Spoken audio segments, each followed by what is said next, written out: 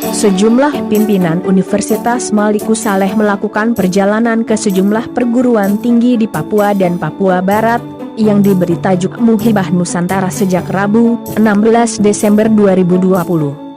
Kegiatan dimulai dengan kunjungan ke Universitas Cendrawasih, Uncen, di Jayapura. Pada kegiatan tersebut dilakukan penandatangan MOU, yang dilakukan oleh Wakil Rektor Bidang Akademik, Dr. Onesimus Saule KM Hum, dan dari pihak Unimal diwakili oleh Rektor Unimal, Dr. Herman Fitra ASEAN Eng. Acara pertemuan dimulai dengan pembacaan doa yang dilakukan secara Islam yang dipimpin oleh salah seorang pimpinan perguruan tinggi Uncen.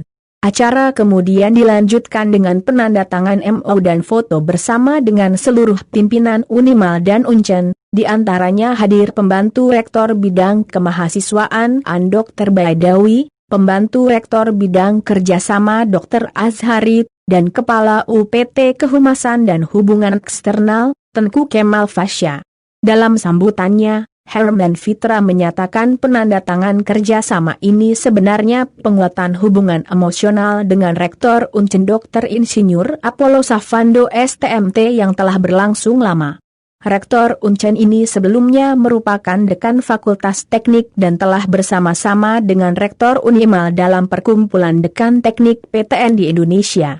Sebelum Herman Fitra terpilih sebagai Rektor Unimal, Apollo Savando telah terpilih sebagai Rektor Uncen. Kerjasama ini adalah melanjutkan hubungan harmonis yang telah lama berlangsung, ungkapnya. Unimal sendiri selama ini menjadi kampus tujuan dari mahasiswa yang berasal dari Papua dan Papua Barat. Mahasiswa dari Papua mendapatkan perhatian penuh dari pihak Unimal dan stakeholder yang ada di Lok Saumawe. Herman Fitra menyatakan bahwa pertemuan ke Papua ini sebagai upaya untuk mengikatkan diri antara Aceh dan Papua dalam mewujudkan Papua sebagai tanah damai.